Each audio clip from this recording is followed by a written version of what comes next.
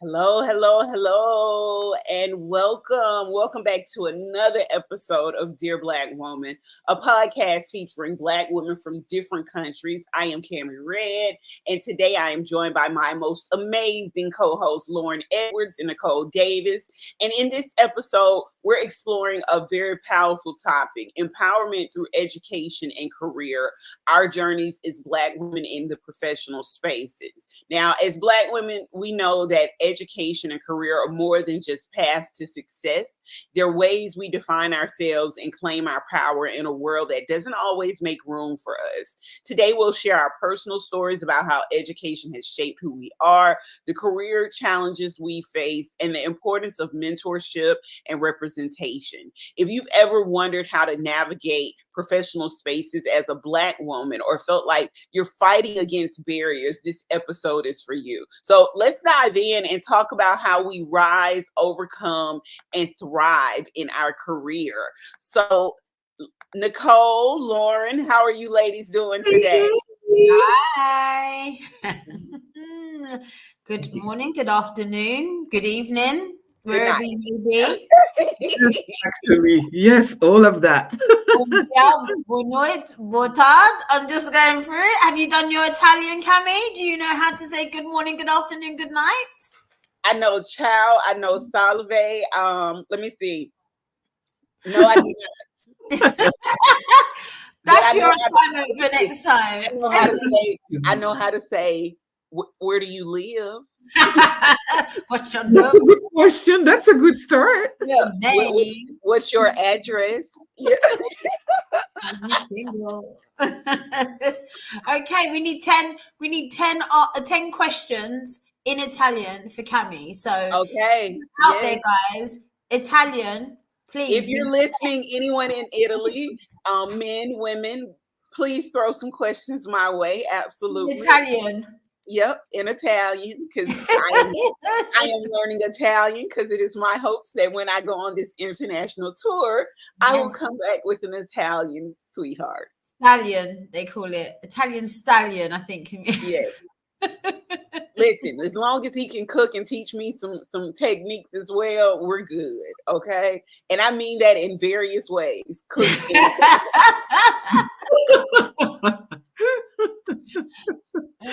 Oh, God. All right, ladies. So let's dive into our topic today. Today we're talking about careers in education, and I want to start with the fact. I pulled a Nicole, and I went and did some research, and this comes from the World Economic Forum and Our World Data, and it says globally, the women's labor force participation is increasing, but Black women still face higher unemployment rates in comparison to other groups. In the U.S., the unemployment rate for Black women remains higher than it is for white women. So I pulled those facts. I also pulled some facts about Black women in other areas. Countries like Barbados and Eswatini have made strides in achieving gender parity in professional roles, showing that progress is possible through dedicated policy efforts. I also show that in many African countries, Black women still face educational barriers, particularly at the tertiary level, where female enrollment is significantly lower than male enrollment. So I went and pulled some facts, and let's talk about it. Where do we start, guys? Nicole, there's so much to say. My God, there's so much to say. Let's start here. Let's talk about some of the things that we talked about before. How does the lack of representation of Black women in higher level roles impact career advancement and mentorship opportunities? And then how do stereotypes about Black women affect workplace interactions, and how do we challenge these biases? So let's start with where we are in the world. Now, in the United States, you can do a lot of research and you'll find that African American women are hold some of the highest records for being the most educated, as well as being the largest group of self-employed or entrepreneurs in the United States. Let's talk about how we got there and why we are there. Well, I think I read something in the UK that said over 50% of Black women in the UK quit jobs due to racial inequalities. 68% due to racism, yes. And 92% of Black women said that they wanted to see systemic change within their workplace. Now, I think that's absolutely ridiculous. You're quitting your job. 50% of women in the UK. That's a big number. That's a huge number. That's enough. And I think from that comes building our own lanes. So as a result, we are growing as entrepreneurs, business owners, and because we are creating our own, we understand that unless the only way to really create change is not to keep forcing it within the workplace, but actually create the actual organizations and businesses that people come in where there's already change. Mm-hmm. I agree with you, because that's sort of similar to what's happened and what's going on here in the United States. I believe the reason why there are so many African American female business owners is because we don't get the recognition or the support that we need within our jobs or within corporations. Because another fact that I actually have is there are very few African American women in higher level positions, which means if you don't go out there and open your own business, the chances of you getting promoted to CFO, CEO, anything like that after working for a company for over 20 years, you're giving your all, and you're qualified to do positions that you're getting skipped over. So it makes sense that we go out here and we open our own businesses. It makes sense that we create lanes and opportunities for other people that look like us. I've seen in my organization that I work with part-time, they are a social housing organization. And I'd say back in the 80s, there was a massive a massive employment drive that had a large amount of ethnic minorities within the local authority kind of positions, so within housing or post office or things like that, the mail service, all of those had a high percentage of ethnic minorities. Now, if you're thinking the 80s, we're talking nearly 40 years. Now, going fast forward, some of those ladies that were in that, the original housing department were Black women, have now transferred over to my organization. Now, they've got how many years experience? 30 years of experience. Now, tell me how many of those are in senior management roles? Yeah, I would say if there was say 20 that have got 20 years plus, 30 years plus experience, if there's 20 of them, I'd say senior roles, which is like a high level manager, maybe two, if that. So anyone who's coming as a director, exec director, whatever it is, operations director, they're literally coming from companies like Amazon and Boohoo. They're not even coming from a housing background or housing background. You're saying the same thing we're seeing, where people are getting positions within a company, but they haven't worked for those companies. They haven't been in those companies. Industry. And they don't have experience in that then they're passing over Black women who are not only qualified via education, qualified via experience for those positions as well. So again, that goes back to what you stated about in the UK, 50% of the women quitting their jobs because of systemic racism and because of racial relations and because they're not feeling appreciated in those positions. And then so I think in the back of your brain, I mean, as a young girl, young woman, whatever, you are told to some degree sometimes. I'm not going to play that whole card, but I think there is a level of people saying to you, you are going to have to work twice as hard, you are going to have to do twice as much. And so when you're looking at the bog standard education and thinking, okay, I'm going through this path of education, she's going through that path of education, if I don't do a little bit more, forget it, I ain't getting that job that she's got. It's called occupational overcompensate, I think, anyway. So what I was saying was it all stems down to occupational segregation, and that is where we are actually the most educated, and this is here in the United States. I'm going to just assume that, and I know it's not that way in every country, but again, we are the most educated. We have to go to college in order to get some of these positions that other people do not have to go to college for. So we'll go get the education, we'll work the job for 20 years and get the experience, but we won't get the promotions, we won't get the support, we won't, again, it'll fall back on, oh, your attitude sucks, or we love you where you are, and not really seeing you for who you are. A lot of times you get a lot of Black women who say they've trained their managers to do their job.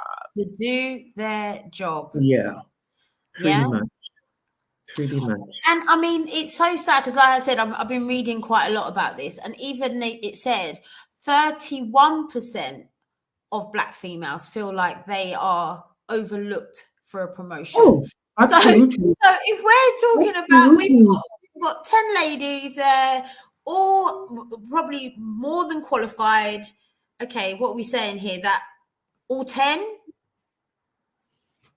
And I can speak from experience.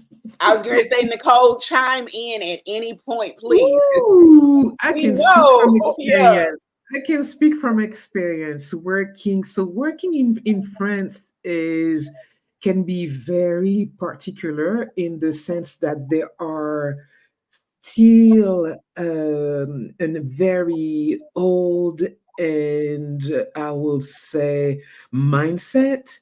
And especially towards women as well, the difference in salary between a man and a woman is really high. Let's start there. That still happens here. Keep going, Nicole. Very often, I was working for a business school here in Paris with international location, a campus in London, Berlin, Madrid, Turin, and an international school at that. And in my experience, when I arrived, I was still the only Black woman in my department in 2021. How about now in 2024? What does that look like? After I came in, other sisters came in. After coming in, I was like, you're hired.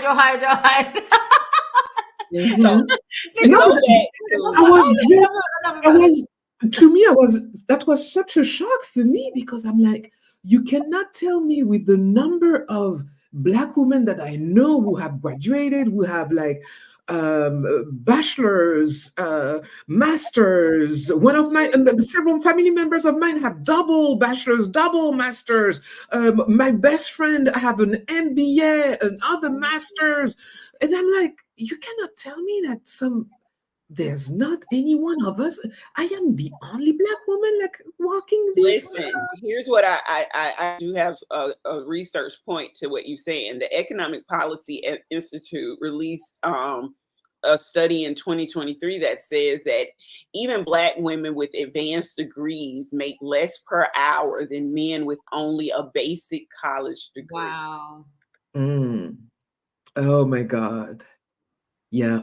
That makes absolute sense. That makes absolute sense. But I think the main thing in all of this is that it's being recognized. We're all recognizing it, and other Black women are recognizing it. And I think that's the positive in this, that we are creating our own lanes, and not just creating our own lanes. I'd like to think that I have an adult daughter who's looking, saying, actually, I'm just doing this job for now, but I know eventually I need to move over to my own lane. And I think we need to promote that anything you do in regards to employment has a ceiling. It doesn't matter where you want to, you might be, like you said, you might be a chief exec, but it's got a ceiling. If they don't fancy you anymore and the board don't really, or whatever, anything can change when it's not yours.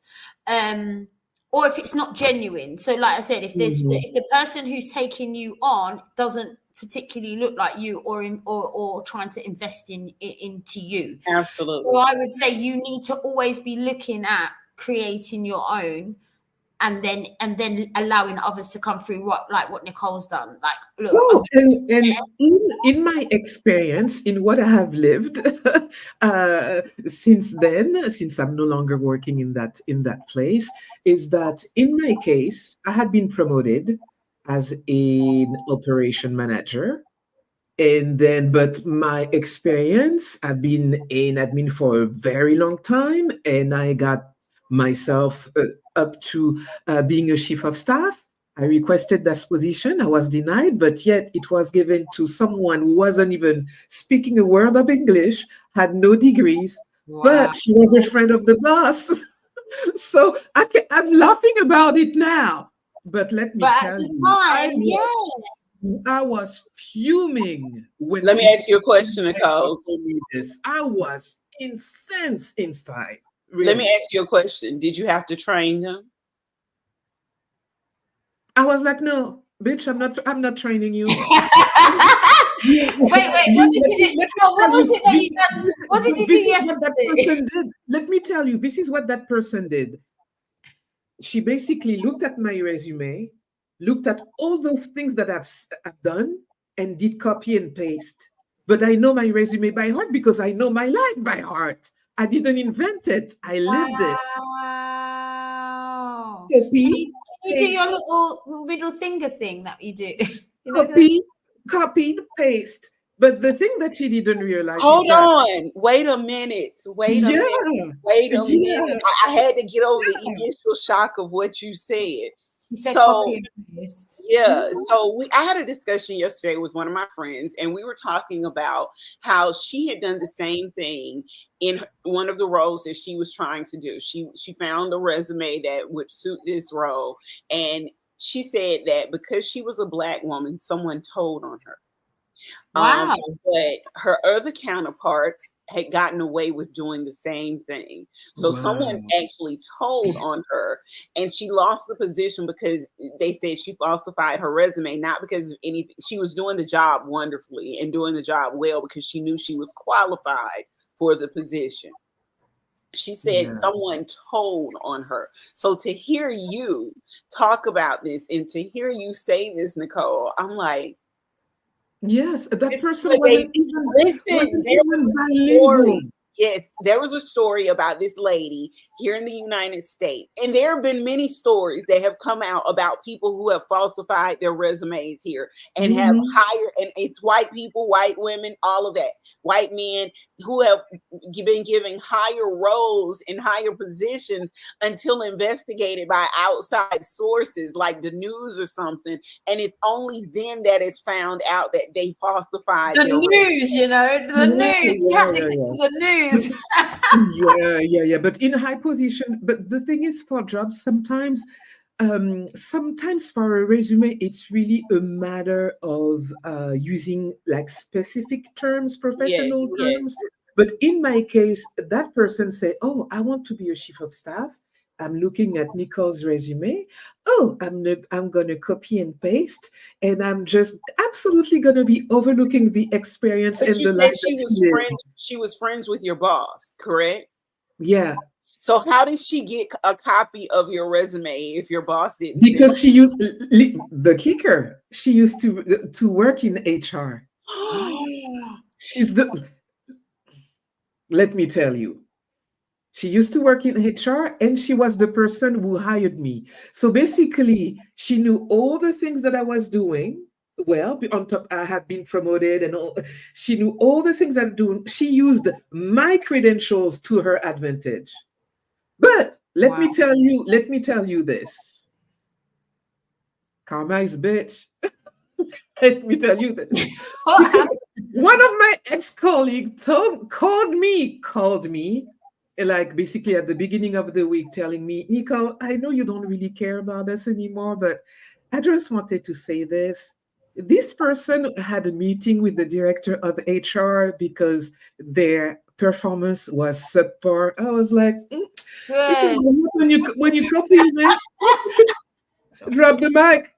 I don't care. I'm gone. But it is to say, the thing that people don't realize, it's really the extent for us to do our job. We studied. I went back to school. I was a single mom. I raised my child. I sent my child to college on a single mom salary. Go on. At the time, I was making $45,000 a year. Wow. And this is what I'm saying. These are the stories, that people so this is why we get angry, and for good reason. Because people look at the resumes and say, "Oh, that looks nice," but they don't see all the work, the hardship. I was just going to say, let's talk about what you just said. Being the unpaid caregiving burden that comes along with our lives. I have a fact about that. It says Black women, like many other women of color, disproportionately bear the burden of unpaid caregiving, which limits their workforce participation and career advancement. So even despite us being the primary roles in our families, we're going out here, we're educating ourselves, educating our children, educating everyone else around us. And I do the community. This is what I'm saying. This is what we do. We do it naturally. We just do it naturally. And it's so weird because the other day, I mean, I've probably put just over 1,000 women through education of some sort. My business was to reinvent what a community college looks like, basically here, and start putting it in unused buildings, education in unused buildings in the heart of deprived areas, because that's brilliant. Awesome. And college doesn't work for everybody. The times don't work. They've got to work around children, but why should they not have an education? Why shouldn't they play with other parents? Why shouldn't they be able to network? Why shouldn't they have a safe space? So that was my model around that. And that was from working in the community and just listening to people saying, like what their barriers were. And then just saying, they're not barriers. No one just don't think of you. That's all. So that's why I created that part. Yeah. You're literally speaking to what we're talking about. We don't get thought about. It doesn't occur to other people to think about our challenges and the things that we face in the world. So kudos to you for even carving that lane. You know what? I don't look at it as work. And it's because it's just so rewarding. It's not work for me. Like, I love what I do, and it's just got bigger and bigger and bigger. And I didn't realize how big until, like I said, my stats came back and it was like, you've done over 1,000 women, you've done and they all started coming out and telling me about where their journeys have led them.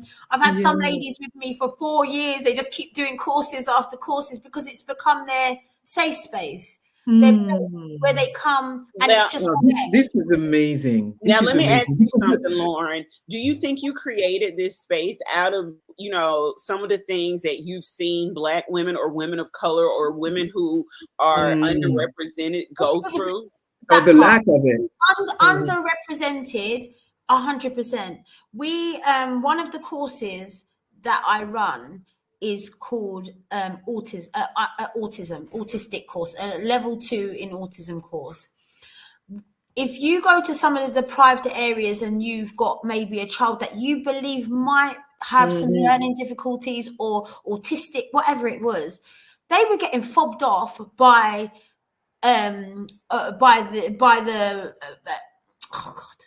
professionals. So they would go in and say, I need help.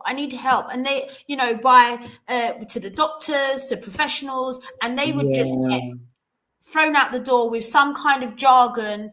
Yes, you've got a waiting list of 5 years or whatever it might be. So this course is so in depth. It's a real qualification. And some of the mums have said, since I've done it, I'm marching there. I know what my rights are. I know what they need to be looking out for my child. So I'm telling them now, I feel so empowered that they can't just shut me out and throw me out. And whereas before they didn't have the education, the knowledge, the stuff to be able to feel like they make a difference. Professionals. You allow them to be able to make a difference. So, to show up differently and to be really recognized and seen, to be seen. Some just need you empowered them to be able to not only speak on their kids' behalf, but speak on their behalf as well. Exactly. Feel heard. But like I said to you guys the other day, it's really interesting. Maybe it's the areas that I'm doing it in, but I don't really have a lot of Black women. I have a lot of Asian women. I have a lot of Eastern European women, white women, but not really Black. And I wonder if it's because we've taken our own roots up. We've got up and we've just got on with it ourselves, And that's what I was going to say. Perhaps it's because you do it don't you work in low income areas and things like that? Yeah. So what I'm learning here in the United States, we even though a portion of us are considered low income, we're actually more middle class and in that area than we are anywhere. Because here's the thing that we're not realizing about the low income.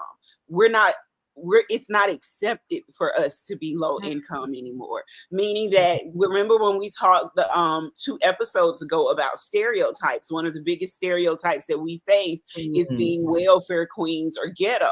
So we've made a point not to do that. So even as a single mom, you don't literally fall under the low income level. They give you the things that they can because you're an underrepresented race, but you don't really fall in the low income level. That's why I say you can do a lot of studies and you'll realize that it's not a lot of Black women on welfare. No, it's not a lot of Black women. I do believe that they are. I mean, I don't know what it's like in France. I do believe in the UK we are low paid. Yes, we're low paid, but we're middle income. But a lot of Black women are working and fully integrated, even if it's part-time. But they will make you believe that there's a high percentage of Black people. But it's not. It's not. It's very often not. Yeah. It is not. We can't afford to be, if you get what I'm saying. Meaning that we have to support ourselves and our children. So we don't. It's not like we're going out here. We're living off the state. We're living off the system. No, it is very rare that you find that many Black women. Now, if you go to a highly Black populated area, you're gonna see those. You're gonna like if you come here to Atlanta, you're definitely gonna see a lot of Black women in the DFC office, the DFACS office, in those offices. But this area is a highly populated African American area, so you're definitely going to have those numbers here. However, if you look at the numbers, I'm not even going to say worldwide. I'm going to say countrywide, nationwide here in the United States. Our numbers are not that we're not the ones. We're not the highest rate of low income. The highest rate of low income here in America, unfortunately, is also Caucasian people. And also, I'm finding that, from what I done is that I went to university quite late. I done everything quite late because I had my daughter quite young. I got up until college, and then I literally had her like a few weeks after doing my last exam. I think I was like wobbling into the last weeks, and then went and had her.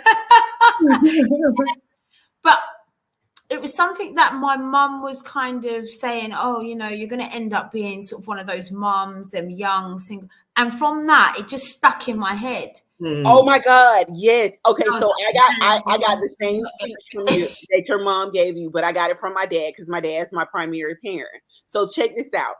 I was pregnant, got pregnant right after high school, my first semester in college. Okay, so my dad sat me down and had a long conversation with me about this woman here in Georgia, Black judge. Okay, and he talked to me about, first of all, my father was a head of state. He was commissioner of Department of Human Resources for the state of Georgia. So his statistics were spot on. Okay. The first thing he told me, which he prevented because I only have one child, is that most Black teenage girls who have babies in their teen years usually have another baby another 2 years later. Me, I've always wanted not to be a statistic, so I fought that. That was the same as me. Yeah. I was like, I learned my lesson. Listen. So as you see, I'm 44 and I only have one child. Okay. Now here's the other one that he gave me. He told me about a judge here in Atlanta. And he said, I don't want you to feel like you're going to be stifled by anything or that you can't do anything. There is a judge who got pregnant at 16 with twins. She had twin children, and she still fought her way through getting her high school diploma. She fought her way through going to college. She fought her way through, going to getting her what is it? What's the test that they take to become passing the bar? Yes. And then she went on to become a high-level judge here in Georgia, and she was a Black woman. So he made it very, very clear that being a teenage mom was not something that should stifle me or hold me back. As a matter of fact, it should help propel me to where I want to be and who I want to be in the world. Did you was you educated in France, Nicole? Did you get all Yes. All my schooling was done in France, and then I went back to college when I was in the US. Actually, okay. I took a lot of the thing that, let me say something that is really cool about the US. You can take so many classes online. Yeah, you can. And this is what you're saying, that more people are doing that, right? Free. You can take many free classes online. When I first arrived, when I was living in New York, I took some classes at NYU. I took courses, and every time I was taking as much class as I could. And the last thing is now working on my MBA, and I should be graduating this fall. Nicole just proves the point that these things are possible, and we as Black women are taking advantage of these things. Like she said, there are a lot of free courses here in the US. You can take a lot of free classes at different colleges. And really university level classes. Yeah, and there are a lot of, you can listen, even if you don't take the class, you can what's the word I'm looking for? Get a certificate. Yeah, you can get a certificate, but no, what's the word? Where you can audit the class and sit in on the class. So you still learn the information that's being taught in the class. Yeah. And you can go and take that and get a certification by taking a lower level class. But now you have both the education from the higher level class and the certification to match it and go along with it. There are so many avenues for us here. That's why I said we're no longer considered low income. And that's why, Lauren, even for you guys over there, Black women don't have the opportunity to be low income anymore. We've got to be. I just think it's one of those things where no matter what we do going forward, as you know, the Black woman, shall I say, what we do going forward, we always need to remember we need to continue to open the door behind us. We need to continue to say like I said, if I'm talking to my daughter, I say, this job thing, this is great, do your job. Yeah, but we've got to forge, like you said, we've got to forge those lanes. What's happening? Where are you gonna? Yeah. What's next? You know, what is next? I mean, my daughter is a real inspiration to me because she will do things. I mean, she rang me once and she was like, "Oh, I'm doing this qualification. I think it's called TEFL. Is to teach English to foreign language. TEFL or something like that." Yeah. She's like, "Oh, I'm doing it." This was like on the Thursday. So say she rang me like on a Thursday. She was like, "Yeah, I'm doing this qualification. You know, I just think it'd be good for me." I was like, "Oh, that's great." She's like, "Yeah, teaching people English." She said, "But I need to finish it. In order to finish it, I need to get the hours. So I need to go to Italy." And I was like, "Okay, that's great." She goes, "Yes, I'm going to go to Italy for like 2 weeks and just, you know, wrap it up and stuff." I was like, "That's great. When you going?" She goes, "Tomorrow." I was like, "What?" She was like, she packed her little bag just straight away and went. And I love that. I love the fact that she will just go. She doesn't think about anything. Yeah. She had a little rucksack on and she was in Italy teaching. Well, look at the way you've inspired her. Look at the way, and even let's talk about Nicole's child, who is now doing movies and films. Okay, so look at right. think about the strides that these Black young people are making. But let's not forget that those doors had to be open. We had to go out there and create these lanes and forge these lanes and fight very hard for our kids to be able to do things. Yeah. Just like those before us, I suppose. Because yes, absolutely. So it's our duty, isn't it? Really, it's our duty. Yeah. I think the difference is we were kind of always taught to go up maybe a corporate ladder or maybe go up in a business rather than creating our own. And I think now the narrative has to be about creating your own. You can only build from your own, as in, you know, you create. And you build on it. Yeah, that goes back to mentorship. So let me ask you ladies this. What role, because we just talked about this a little bit in depth, what role does mentorship play in professional development? And do you think Black women have access to sufficient mentorship opportunities? Not enough. We are the mentorship. We don't have access to it. Because I was asked many times to give advice, and I gave advice quite a little bit and directed people into other positions within the organization in the last 2 years that I did. And before that, because I was always a good ear, and because I'm very observant, I can always give a good feedback. But to have a mentor for myself, it was hard to find. But I was very lucky in my professional life to have Black male mentors. That was cool. That was really cool. I was very lucky in that sense. So I don't feel like I've had any. I feel like there are certain people that might have inspired me to kind of want to be better.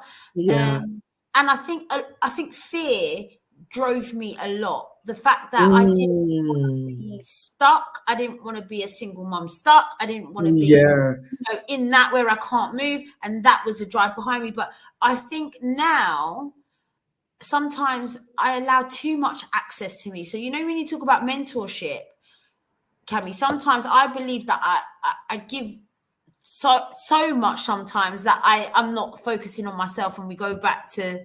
Okay, so that brings me to another question, and I was thinking about whether I should ask this or not.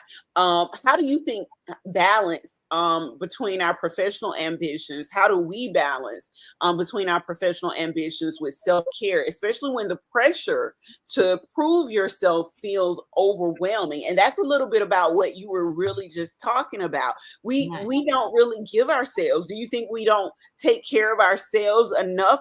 Which goes back to our conversation last week about our mental stability and why we are the way we are. Mm-hmm. I literally today I put a message on my status and I was like, my eyes are bleeding. Like, what is going on? Like, I can't sleep properly. I literally don't know what day it is. I'm just like, but if someone calls me up and they're like, "Hi, you know, Lauren, I'm like, okay, no problem." Yeah. Do you know someone who could? Yeah, I know someone. Yeah, don't. Yeah. I stayed up the other night working on some of my projects, but I don't do that. Don't do that. But what I didn't say was Nicole, I'm gonna rat on her right now. Just pause, put a pin in that. Nicole, I had a message on my Facebook Messenger. And it was Cammy, so I'd said something and she sent a message straight back, and I was like, okay, and I sent a message back to her. She sent, and then I realized, hold on, I'm 5 hours ahead. What are you doing up at 3 a.m.? Like, I never answered her after that. After she said that, I didn't say another but she word. knew she would get in trouble. I never, when she said that is so like, funny. Said, That is so funny. What are you doing up? I never said a word back. Yeah, she was like, I'm going to sleep. Yeah, I looked at the message. I said, I'm not about to be fussed at tonight.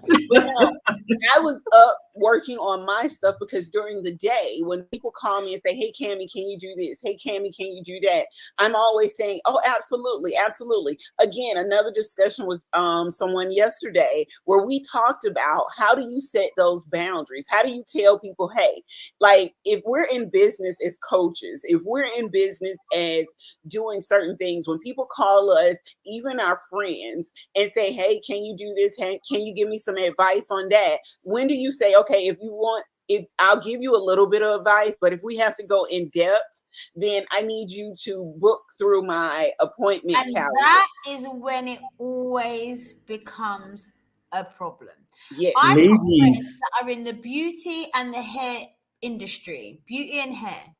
And I feel so sorry for them because people do take their talents for granted, as in like, even if, I mean, I've done it before, you know, like if we've gone away on holiday and my friend who is a hairstylist, you know, I'll be like, do you mind just doing, you know, but she needs a holiday too, you know, and this is what we forget. So I think if you're in certain industries, there has to be a professional line. No, this is what we call boundaries. I was just going to say, I've learned boundaries, people. Boundaries. People will ask me once they find out I'm a nutritionist, they'll say, hey, so can you give me some nutritional tips? Yeah, hey, can you give me some advice? Here's my response to that. Nutrition isn't a one session. A one thing fix all type of situation. I don't know your issues and I don't know what you're going through, but what I can do is if you go to my website, fill out the form and let me know everything that you need assistance with, we can set up a consultation and we can go from there. Exactly.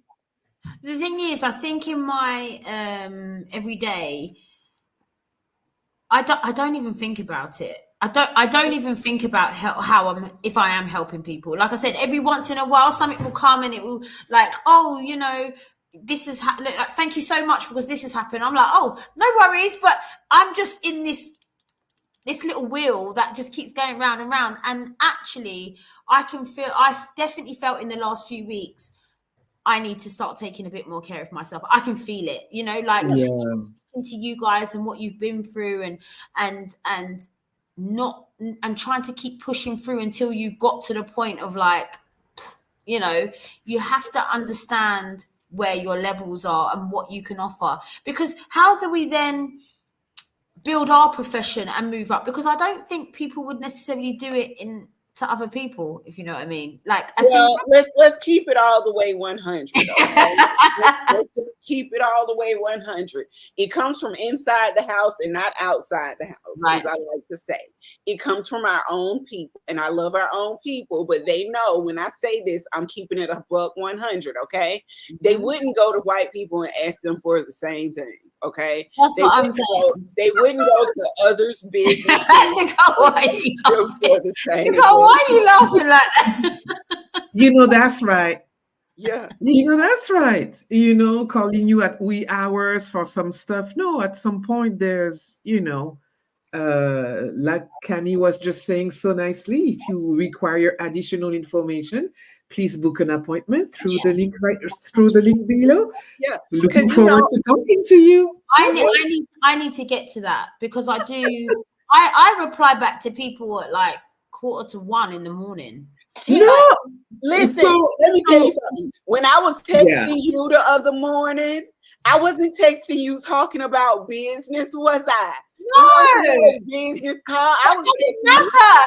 That means you probably finished your business at midnight, and then actually you're going into your normal time at 1 in the morning. Nuh-uh. Don't even go there. Don't do that. All I'm saying is you gotta, those boundaries have to be set. If people are telling you at 1 in the morning about business, then what you respond and say is, my business hours are from this time until this time. If you are unable to reach me, let's set up an appointment so that I can be available for you at a time that, works for both of us. I will say, I don't know how it is to you guys, but I will say, like, part of me building the businesses I have actually leaves me in constant panic of always making sure I can maintain. Yes, because you do not take a break.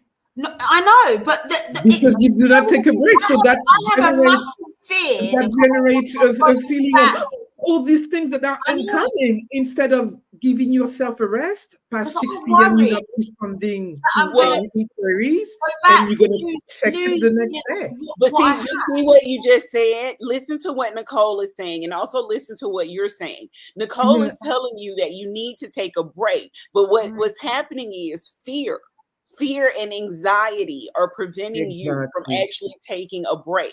Because what we just said about Black women not being in that percentage of low income is what drives us not to be in that low percentage. What you just said, the fear of going backwards, the fear of failing, the fear of I always say my worst nightmare now is to work for somebody on a 9-to-5 basis. Like, that to me would just be like a nail in a coffin, because I'm so used, even like now, I mean, the organization I work for, amazing. They let me get on with what I need to get on with, that's how I like to work.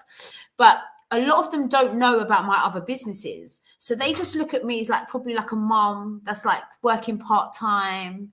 That's what they think. I've never disclosed that I have businesses, around. I always that's my job, so they think I come in, do my 3 days or whatever, and then that's it. So they have this thing, and sometimes like the hierarchy, the managers, the senior managers, sometimes how they talk to you and stuff, obviously it's a bit patronizing, and I think, like, literally, I run 3-4 businesses, and you're talking to me like this, but I can't ever say it. I've just got to go like.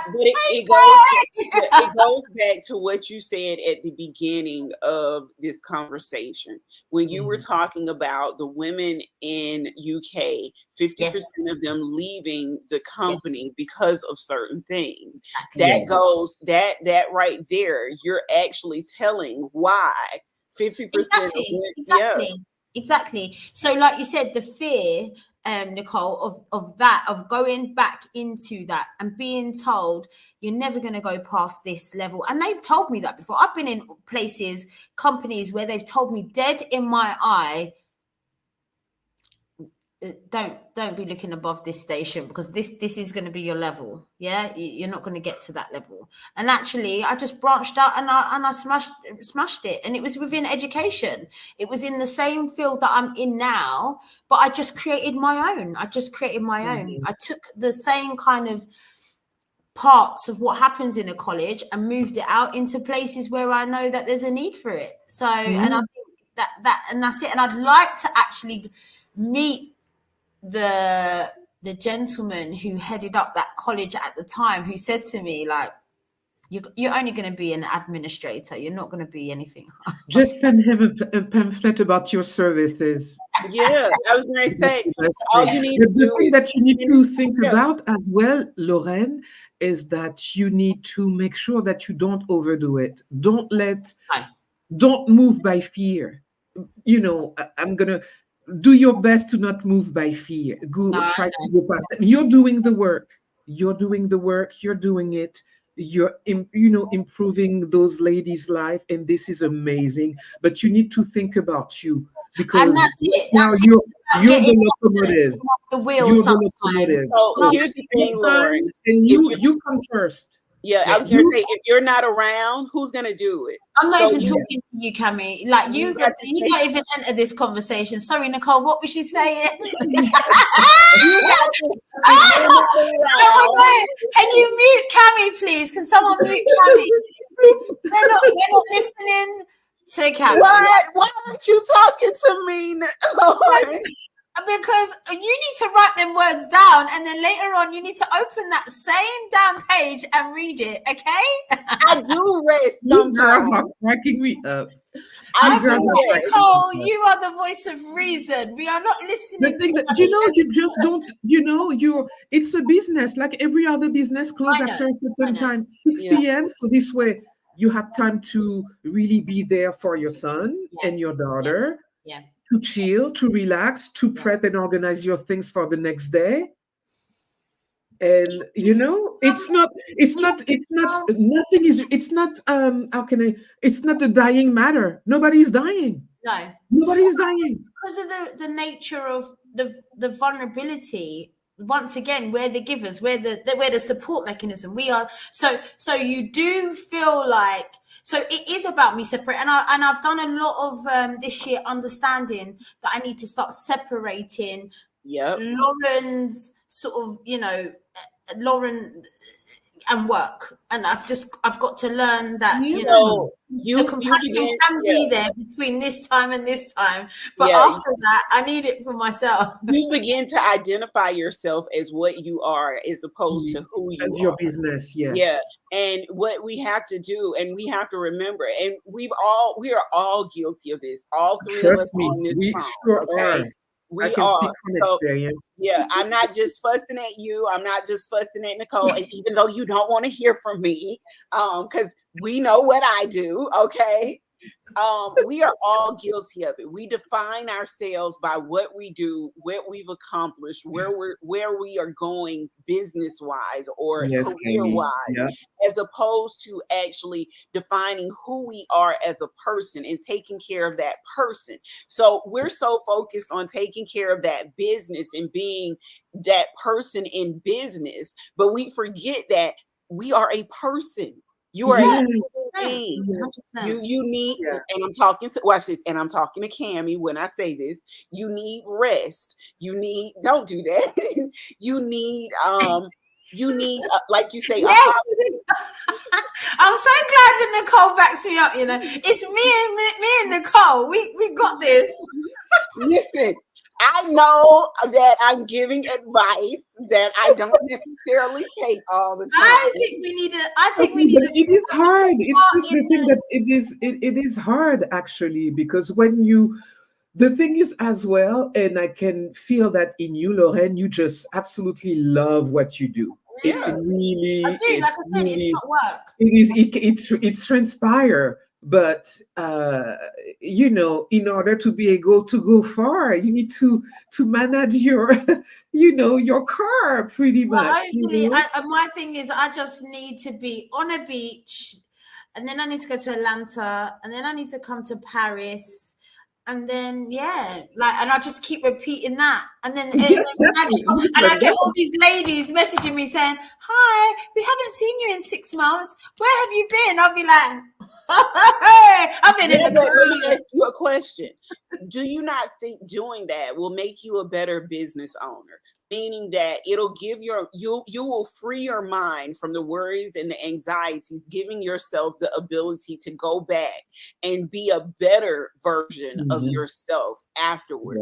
And that, let me say this. Let me be very frank with you. That's why in between, when I do rest and I take time and my body makes me rest, I come back 10 times harder, because while I'm resting, I'm not using my brain. I'm not using the things that, like, one day I literally just sat up here, and I think I told you guys this, and I just watched TV. My assistant told me I needed to learn how to watch TV. So I turned on Netflix. Shut up, Lauren. I turned on Netflix, and I love this. You know why? Because I just got like an image of you going, yeah. I turned on Netflix. It's not on. Yeah. And I watched, I think I what do you call it? Vegged out on a season's worth of TV shows, and I didn't do anything. I didn't open my laptop. I barely looked at my phone. Yeah. Those are the things. Like right now, I so badly want to take a break from social media because I know that social media drives our anxiety. It drives our depression. It really does. It makes us feel like we're not accomplishing as much as we need to accomplish. When in reality, that's not true. That's not true. That's not true at all. So when I was telling you guys the other day, I want to take a break from social media, but I know I can't do that right now because of everything that we have going on and everything that I have going on. But it's important that we just schedule it appropriately. So you might have maybe 2 or 3 busy days. So here's the thing. If you notice, pay attention. In the last 2 days, I haven't posted on social media at all. So good girl. Good. So do you know what that means, Nicole? That means for the next 3 days, she's going to be doubling up. I am not. Okay. About that. You're gonna see. Cami. And then she's gonna change her name to just KR. So we don't know. I am not. I am actually taking, like I said, I may stay up to 2 or 3 o'clock. Yeah, I'm taking some time away from those things. The other night I stayed up to 2 or 3 o'clock. Last night I went to bed at 7. So you know, it's I'm finding balance, and it may not look like everybody else's, and it may not be the way that everybody else. It has to work for you. It has to, and like we've been saying this all along. Everything needs to work for everyone individually. Yeah. The main thing is that you take that time out. We said as well, and understand before as we dived in last week. So I want to ask you ladies something. I got 2 questions before we wrap up. What advice would you give to younger Black women pursuing a similar career path, or given the challenges that you face or challenges that we know are out there in the world? For me, use your younger years to be the sponge. Create your own lane. So like I said, and make sure you enjoy whatever it is you're going to do. Make sure you enjoy it, because like I said, then you will go hard and you will create something really special. So I think use your younger years to maybe put up with some of the shit by being employed. Use it, create it, make your own lane and enjoy it. That's what I would probably say. Yeah. That's a good one, Lauren. Yeah, I agree with you on there. For me, that would be gain experience, figure out what truly interests you and fuel your fire, really. And then create a long-lasting personal relationship at work. I'm still good friends with many of my colleagues from previous places, and that is key. Yes. That is key. Yes. It's key to have someone on the professional side that you have known for a long time. It's a good thing to cultivate all those relationships.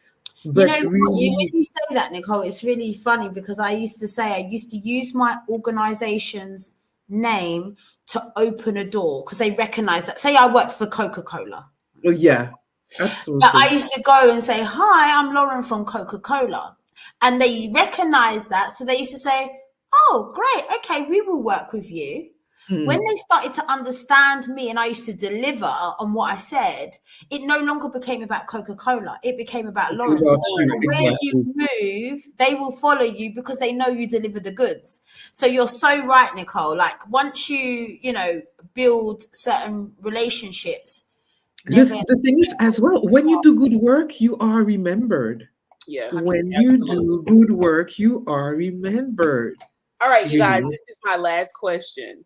Looking forward, how can Black women continue to reshape narratives about success, leadership, and achievement in the workplace?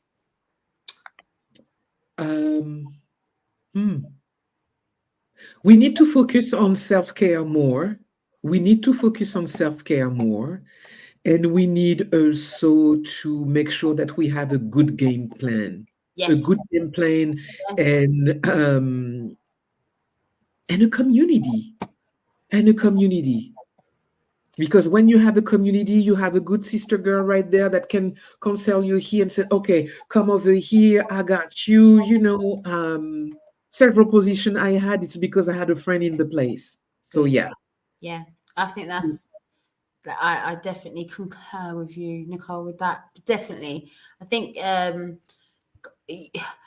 you just got to kind of make sure that you're always looking around you to see how you can help, create those, those opportunities for others.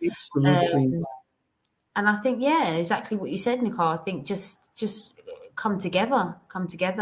Yeah. Because you need to figure out how that works, how that looks like, and then you have the biggest picture on how you can make it happen for others as well. Absolutely. So here's the thing. I'm going to leave us with one more fact, and it states a significant portion of women, particularly in developing regions, work in the informal sector where employment is often unregulated, leaving Black women more vulnerable to exploitation. So I just want to let you know that just because some of the things that we talked about today, they may not necessarily be true in your part of the world or where you live. Feel free again to drop us a video, an email, or a text to let us know what's going on in your part of the world where you are. Oh, we're looking forward to it. Yeah. How Black women are being affected where you live. We would love to hear more from you. And with that being said, you guys, we're going to wrap up this episode. And again, today we talked about the empowerment of Black women through education and career and our journeys as Black women in professional spaces. But I think it's more so our journey as Black women in developing career, education, and professional spaces for other people as well. Yeah, definitely. All right, so this is the end of our episode. Thank you, Lauren and Nicole, for joining me again. Thank you, Tammy. Thanks, Nicole. Oh, you're welcome, Lauren. It's always so much fun to be together. I really like it. Yeah, group hug. Okay. I know, beautiful hug. Oh, that's so sweet.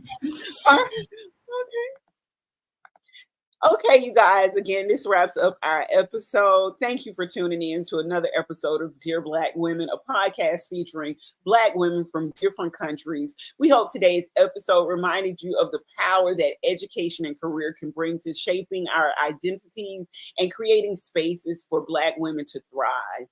If you've enjoyed this episode, be sure to share it with others who might need this message and leave us a review. Don't forget to like, comment, subscribe, follow on any of your favorite podcast platforms. We'd love to hear your thoughts. You can send us a video at Red Ladies, REDDLADYS at CamiRed.com, and we would love to hear from you. And of course, a special shout out to Rabbit Productions for providing the music that sets the tone for the beginning and the end of our conversations that we have here. Until next time, remember, your journey matters, your story matters, and you are powerful in every space that you step into.